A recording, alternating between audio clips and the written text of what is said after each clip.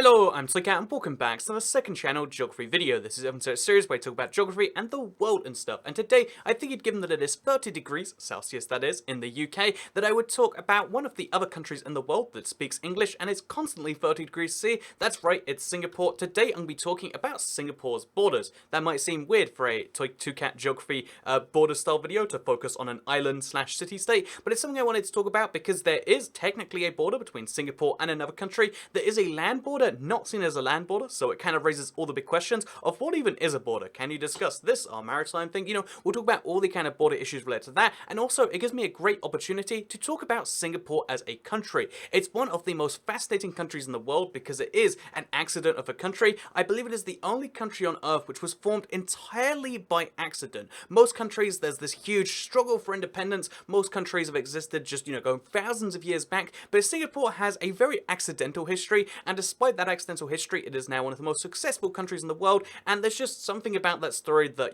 makes me interested in it, and there's something about my previous visit to Singapore that makes me just love it, and that makes me want to go back more than anything in the world, and I figured I'd share some of that information and passion with you in today's video. Hopefully you all do enjoy. With that said though, let's get straight into it. I always say that like a minute 20 in, and people are like, a minute 20 in isn't straight into it, but I'll just make the video longer, and then as a proportion of the total video, it's like I just got straight into it. But no, today, let's talk about Singapore, and let's talk about how it was an accidental country, because Singapore has the rather interesting history of being a British colony in the area. There was a longer history going back that I've explained in its whole own video, but again, the cliff notes of that video is that Singapore and Malaysia, or British Malaya as it was known back then, were both British colonies in Southeast Asia. And when they, when World War II ended, and when the British Empire started to crumble to bits, it was just kind of assumed in the area that like, oh yeah, Malaya and, Singapore, they'll get together, they'll make this whole Malaysia thing work. And that was what happened between 1963 and 1965. The two countries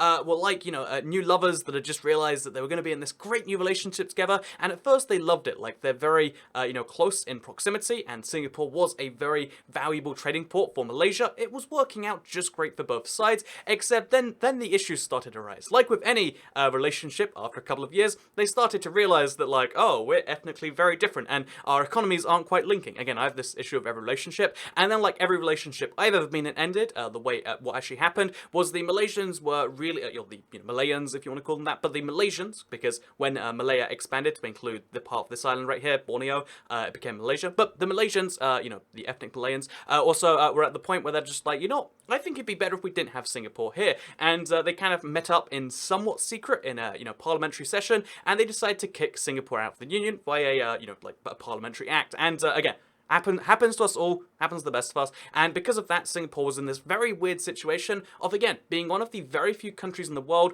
that was not fighting for independence, but was kicked out of a federation. It's like if, tomorrow, like the United States was just like, Oregon, I don't like you. You've got a weird shape, and you're just on the wrong side. Has anyone even been to Oregon? Like they don't even pump their gas there. Something. We're kicking you out of the union tomorrow, and it's like whoa, guys. It's the same thing. Again, it's like a surprise breakup, and that's what happened to Singapore. And the result of that was that their leader actually went on TV to make an announcement about this to tell the people, and he genuinely cried on TV. It's you can watch more if you want to see the clip. He has to like kind of cut the camera for it. But it's really surprising, in my opinion, that after he explains what happens, you can see he cries about it, because at that point, everyone in Singapore had this whole idea of like, yeah, we're going to be a part of Malaysia. This was, a part of their identity built into them, and then it was suddenly taken away. So Singapore, in the years since 1965, then slowly became a more, I guess, valuable and important state, and that's where we arrive at today. So this is Singapore right here, one of the world's only two current city-states, the world's most successful city-state, that is kind of like an island just underneath Malaysia that has so many things going for it. Again, it's hard to list all of them in one video, but just very briefly, I'll try and say that, they have one of the world's most developed economies in terms of just pure numbers. It's one of my favorite comparisons to compare all of the, Southeast Asian countries by GDP. GDP, because even though Singapore's not top of the list, it comes like 4th despite having a way lower population. So it's like, okay, like pretty similar numbers from all of these countries, except Philippines has 20 times the population. Vietnam has like 16 times the population. All these, but they all have similar, if not lower GDPs than Singapore. Singapore has this huge advantage. Even Malaysia, which if you recall kicked them out all those years ago, 63, if I'm not mistaken now, all those years ago, even though Malaysia kicked them out, as you can see right here, Malaysia is about similar economy despite having 6 times more people, because Singapore has thrived on just becoming the world's free port. They have one of the world's most successful airports. They have, by some measures, the world's most successful ports.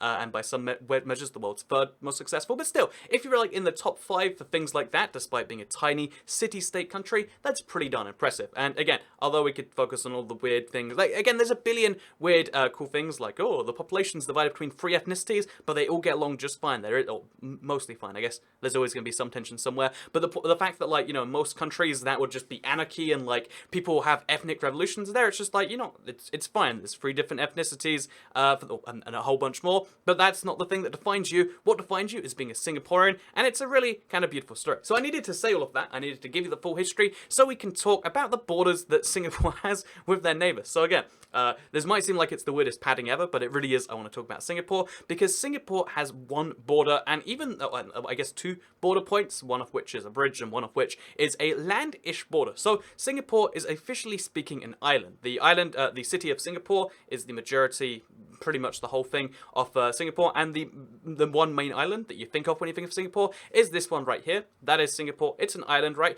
But the truth is that Singapore is not actually quite an island. So they built a causeway in the early 1900s between Singapore and Johor, which again became part of Malaya, part of Malaysia. So Singapore and Malaysia, a causeway was built by the British in the early 1900s as a way to connect the two, because the ferry traffic going back and forth was pretty insane, and because of that, it's on a causeway. So this causeway, it's called the Johor Causeway. There's actually some fees for using it. It's basically a border point, and it's the only connection. It was the only connection between Singapore and between Malaysia. So the reason that I say it's technically not a land crossing is because despite being a causeway, and if you look on Google Maps, it's like, oh, it looks like it's like a land bridge, and if you look with Google Earth, it's like it kind of looks the same, but it's too hard to see from this angle. So in case you wanted to get like a real look, here is what the Johor Causeway looks like. As you can see, very much land between the two countries, except causeways and the complications of not calling Singapore an island mean that everyone, internationally speaking, this is not a land border between the two countries. So despite Malaysia and Singapore having a strip of land which is divided between them, the Malaysian-Singapore border is not a land border. A very confusing fact that really raises the big questions about what a border even is, because, this whole series is really kind of pointing out not the arbitrariness of borders, but the interest, the sometimes arbitrariness that borders do have, because sometimes it's like, so why do we call it this? Why is the border there instead of here? And some of the cases, it's because 2 parties work together to be like, okay, it clearly seems like yours should end there, ours should end here, and sometimes they're just like, draw a line for it, that's the British problem to having borders, and in this case, it's like, okay, we're going to have a really clever set of maritime boundaries. The water border between Singapore and between Malaysia is really, really well defined. You can see there's pretty much no disagreements. They've got very clear GPS coordinates that determine where Malaysia ends and Singapore begins, which is why it's a lot of straight lines that kind of make a curve when you combine them, because this is a GPS point, this is a GPS point, and they're all, I guess GPS is the wrong word, but a coordinates point. And because of that, this is a maritime boundary. Even though it intersects a road, which goes over a causeway, that doesn't count, because for international purposes, if you don't call it a land border, it's not a land border. And although that's really confusing, it mostly only applies to these edge case scenarios, because, it is a man-made causeway, and it is just used for a road. But yeah, in reality, if you really wanted to, if you're China, for instance, you could be like, we are an island nation. You could just say, the border between Mongolia and us, it's a maritime boundary. Try and prove us wrong. And because it doesn't affect, anyone besides them or Mongolia, if Mongolia agrees and China agrees, then I guess it kind of is a maritime boundary. And it gets a lot more complex than that. It gets a lot more complex in how you define things. The causeway, obviously, you could eventually cause some issues with that. But for now, Singapore is an island despite sharing a land border with another country. And there's a second one that is a lot less clear-cut, because obviously there's islands between, this is the Tuas Bridge, the second way out of Singapore by land. there's a bridge from Singapore to Malaysia, and technically that bridge has a point where it starts to belong to Malaysia. But again, I feel like a man-made structure that is just a bridge is kind of exempt. But that's where this whole point kind of comes up, right? Like, oh, so bridges definitely not borders, but causeways, causeways are also not. But causeways feel like they should be, and bridges feel like they shouldn't be. But the truth is, because borders have different feelings to everyone, that's why you lock them down in agreements, and that's why Singapore and Malaysia both just agree it's easier for both of us if we call it a maritime boundary. So, speaking of, see, look, border video on Singapore. You might think it's going to take no time at all, but apparently I've hit 10 minutes already. But yeah, see, that's not a good thing, by the way. A lot of people are like, oh, you waffle all this time so you can, you know, get them ad revenues going. I'm just saying, if my whole goal was to, like, get these videos as long as possible, then why would I speak at the speed where literally 60% of the comments say I'm speaking too fast, and I have to retrain myself to speak at a reasonable speed? Just, you know, question that. Okay, so let's move on next up to, so maritime boundaries are a really interesting thing, right? Because maritime boundaries seem like they only exist in a few places. Like right here, Singapore and Malaysia have a border, which is listed on Google Maps and OpenStreetMaps and all the major maps, you know, despite the fact that it's a water border. But the water border between other countries, let me pick a pretty popular example, between, say, you know, the UK and France, even when there's islands as close as this, it's not very clearly listed. But yet, in other cases where there's similar distances, say between the US Virgin Islands, I believe, and the British Virgin Islands, you can see how there's also a maritime boundary listed. So what's the deal with that? And although the simple answer in this one is because most countries don't formally write it down, they just kind of have an informal agreement.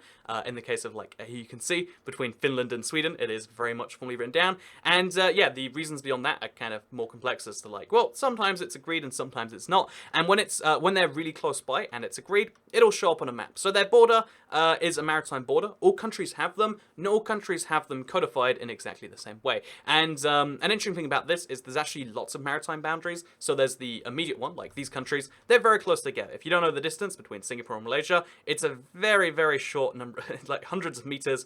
At its most, it's like not even that far into the kilometers. But yeah, that means that they mostly just have the direct boundary. It's called, like, their waters. But there's also an economic zone which has boundaries, and there's a lot of those around the world. It's a whole thing I want to talk about sometime. But maritime boundaries, long story short, Singapore has it with Malaysia. Sometimes countries have them with each other. And that's just a thing that happens sometimes, and that doesn't happen other times. So yeah, let's move on to talk about the third interesting type of border, which has a very interesting question mark attached to it, and that is internal borders. So Singapore, again, I feel like it's the best example to talk about all this stuff, just because there's no controversies. No one has controversies about the Singapore border, and also that means we can really kind of dive into it. And one of the best examples of this is city borders. So city borders are a really controversial thing in some parts of America, where people don't like that they exist in some places, and they're a really weird thing in some parts of the world. But in Singapore, you might think, well, I mean, Singapore is a city-state, and therefore it has no boundaries. In fact, Singapore is one of the few countries you can actually select and highlight on Google Maps like this, because it's a city I'm highlighting right now, not a country. Fun fact if you use Google Maps. You probably don't. You probably just watch this video and you're like, you know, Taika has some magic editing he uses, but no, this is a Google Maps feature. Sorry. I could do some fancy editing. I'm not going to, though. So let's talk about Singapore, the city, though, because Singapore is a city-state. It is made up of one city, and therefore there is no internal divisions like you see with, for instance, the US is the worst of this, right? I mean, like, in terms of just how deep it goes, because the US is made up of 50 states plus territories, but let's ignore those. 50 states, which are then divided into counties. Those counties are then divided into cities, and then those cities have little sub-regions. Whereas Singapore is just a country that is also a city, and it's as easy as that. Dividing a country, there's no official ways to divide it. Sometimes they have administrative divisions in there, which again, makes for a really weird kind of thing. So to show you some administrative divisions, here are the ways they do it for community development council districts and a few other internal purposes. And of course, you're always going to have ways to divide them politically. This is the electoral map, which, by the way, another fun fact about Singapore is the PAP, the People's Actions Party, have won, I think, every election since the country was founded all those years ago, which sounds kind of dodgy. And they win every district besides literally one, right? Where the Workers' Parties they're getting in. But it actually seems to be 60% legit that they're doing it. They do have some oppressive election techniques, but it mostly comes down to the people are just like, well, we went from being a pretty poor country to being one of the richest in the whole world. Do I need to remind you of this list right here? And it seems like, again, based on the Singaporean subscribers I met, they just kind of like the PAP, which is cool, right? But yeah, so let's go back to talking about the city-state thing. because, like I said, there's no internal divisions. So internal divisions are a really weird thing because around the world they exist differently. Every country is basically, with the exception of a very few places, are mostly kind of like coalitions of different countries working together. And the clearest example is the UK, which is 4 countries that are literally called countries, but the US is 13 separate colonies, which then became like 50 separate colonies, which are referred to as states, right? Like they're all individual, they've got their own things that they run themselves. This is true for every single country, even though in the Americas it's labeled a lot clearer, such as Canada and its provinces, such as Brazil and its provinces, states, etc. You can see it a lot more clear in some places, but it's the truth in every single country. Germany is a very weird coalition of like, oh yeah, there's the people from Bavaria, but then they're way different to the people up in the port up north where they're way richer. Berlin's like this, in East Germany is like this form of thing where they have different voting preferences and everything. That's the reason democratic elections can hold bigger countries together sometimes, because it allows everyone to have their own different pulls and pushes on a country. But yeah, countries are made up of very different places, and that's why they have to have regions that divide them, so that you can clearly say, this is us, this is you. That's why cities need to do the same thing. Sometimes for that, sometimes for administrative purposes, like they need to get some stuff done. But Singapore has none of that. Singapore, as a country so small, everyone there is just Singaporean. There isn't really that much internal factioning. There is some areas of the place, like you can clearly say, like, oh yeah, I live in Bukit Batok. Sorry, I got that horrific, but I didn't even say the correct syllables in there. You can say you live near Orchard. You can say you live in the CBD, which is what, it's it's like the Asian/Australian version of downtown or of the city centre, which is American/European respectively. You can say you live in a particular place, but there is no special boundary system that exists. And that is really interesting that you get that in a country this small, and it's something I've always thought would make sense in larger countries. But again, the reason it doesn't exist, the reason there are city boundaries and that the city boundaries have weird defined purposes is because boundaries in countries have really weird internal purposes. Some of them is, like I said, it's the coalition thing of like, they're really lots of different places that just say they're one to the outside world. Sometimes it's to run the services, and sometimes it's a weird mix of the two, or neither. They just want to split the country to divide and conquer. It's a very common thing, and it allows a lot of countries that are made up of these huge, vast things. I mean, if you look at Indonesia and the size of it, you can see how countries can be kept together by dividing them in that way. But Singapore does not need to do that. But city divisions are technically a border, internally speaking, but I don't talk about them too often on this channel, just because they are mostly, if borders are sometimes arbitrary, internal borders are always arbitrary, right? You can never notice when you go over one, besides maybe a tax purpose if you live there. The real reason for them is just so people can identify with a block. Not really too necessary, and that's a thing. So with that said, I think that's like the third type of border I wanted to mention today.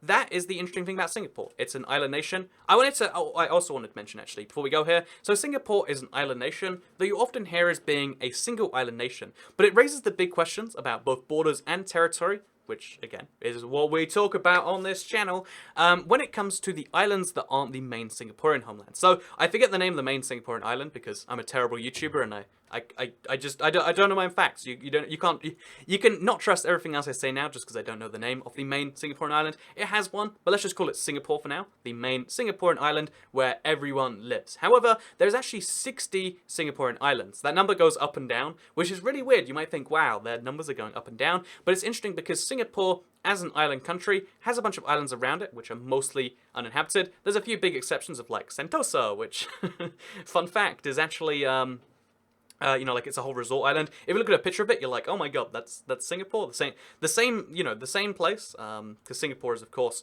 most famous, I feel like, for the CBD view, which I'll try and get from the Marina Bay Sands, which is the most photographed building in the world, as I understand it. But from up here, this is not the... I mean, it's the view of the city regardless. This is what people know Singapore for, just the insane megalopolis that seems like it goes on forever. Oh wait, I see what I did wrong right here. So hopefully one of these, if this is something I really should know. Okay, there we go. No. This is the inside of the Marina Bay Sands, which, by the way, is, again, it's the most photographed building in the world, as my Singaporean subscriber once told me. And when you're on the top, you get this view. This is one of the most published views in the whole world, and it's what people think of when they think of Singapore. It's just a endless megalopolis of just like, oh my god. You look in the background, just more skyscrapers in every direction. There is 5 million people that have to live on an island this small. That's the reason for it. but it is lots of other islands as well, and yeah, Singapore itself eventually gets rural towards the edges, but towards the edges, there are also different islands, and these different islands, again, like I said, it started with 60, and the number goes up and down, so that every few years, the number actually changes. So Jurong Island, which is an oil refinery place, there's also a cracker factory, and when I heard cracker factory, you know what I pictured? Not that, apparently. It's a bit of petroleum cracking. Actually used to be lots of different islands. You can vaguely see it if you look closely, but it was lots of different islands. They combine into one. The island count goes down, but the usable island count goes up. This is actually happening all over the place, and Singapore is going to be one of the fastest growing as a percentage of its area countries in the world. It's not invading countries, it's just making its own land. Tikong Island, which is lots of different, they're called the Northeastern Islands, if you look closely. The Northeastern Islands are a bunch of different islands that they're combining into one brand new mega island. Singapore, as you know, by consequence of being a very wealthy, very land-constricted nation, is fixing its land problems by building new islands. And because of that, I think that's a really cool thing. You can actually see on the map just where they're about to build. Like, if you look right here, you can see how, like, they've made the outline already. It's like when you're in a coloring book and you want to do the coloring later. I like that personally. I think it's beautiful. And Singapore is one of the few... It's a very bizarre country for all the reasons I just mentioned. But the last fact I want to leave you with is that, yeah, Singapore is an island country. It's made up of 60 islands. That number is shrinking, and that's a good thing. It's gaining land area while losing islands, and I don't know if that's the coolest thing or if that's the weirdest thing. It does cause international issues, and speaking of international issues, since we like to mention them here, let's talk about Pedra Blanca. So this is Pedra Blanca. It's a territory right here. It seems very bizarre that it would belong to Singapore. It looks like this, by the way. It's just... It's barely anything, right? It seems a lot bizarre that it belongs to Singapore, but they had a huge disagreement with Malaysia. The International Court of Justice solved it, and yeah, Singapore now owns this, and as a result of that, they own a whole bunch more ocean, and it's just a cool little thing that now Singapore owns. And they also used to own Christmas Island. That's right. They're really this territory here used to belong to them instead of Australia, which just one of those wild little facts, right? But this is probably gonna have to be where we end the wild facts for today. There are so many I want to talk about. But the last thing, I've already said that. The next last thing I'm going to leave you with today is the idea that Singapore is one of the best nations on earth I feel like to live in. They score top of a whole bunch of different indexes. They've got a bunch of home ownership thing, which is good. 1 in 6 people are millionaires just in disposable income. The number of like millionaires, if you count their homes, sky high. But 1 in 6 people have $1 million in disposable income or assets. So that's in US dollars, by the way, not Singaporean dollars. They're wealthy. They're incredible. They're doing well in pretty much every single aspect, and there's a lot of bizarre things that you can therefore learn from Singapore. One of them is that you get people in your country to trade via the port and the airport, you'll do pretty well. One of the ones that I feel like is uncomfortable to learn from, but that does, teach you a lesson, is that they have no minimum wage, and one of the results of that is, again, high growth, but also high income disparity. So it's not one of those things where it's like, there is a real-life example of, like, this works out really well for them. It has bad side effects. Are those bad side effects worth it? Rather than having big debates about, like, when you look at when you look at a domestic policy, you're like, we got to raise the minimum wage because it's objectively good or it's objectively bad. You know, you got to buy $26 burgers, or it's going to be like, oh, everyone will just have more money. It's not as simple as that. And I feel like looking at a country like Singapore gives you a great example of, you know, what some of the things that you might want to do or not do actually achieve. And yeah, look into it sometime. It's one of the most fascinating countries in the world, but it would suck if it was in a zombie apocalypse, because guess what? 5 million people, this amount of land, you're just dead in the first hour. So yeah, Singapore, great for everything, except zombie apocalypses, in which case, live literally anywhere else in the world, and you do a better job. Anyway, with that said, thank you very much for watching this video, and, oh wait, second channel, I do care because I'm going to quickly sell you some of my stuff. Check out my Reddit, reddit.com/r/toycat. It's just a place where you can discuss Toycat videos like this one. I like reading comments there because Reddit has the whole upvote downvote system. And there's just something kind of cool about seeing the stuff on Reddit. So if you want to go join there, join the subreddit community. It's not actually a community yet. There's like barely any posts. But if you want to join that very bad sales pitch I just did, then maybe you'll enjoy my second bad sales pitch I'll do at the end of the video, because Flatter is something I really enjoy, or I really like to talk about on this channel, because when most YouTubers are like, guess what? Well, you know, I would like some money.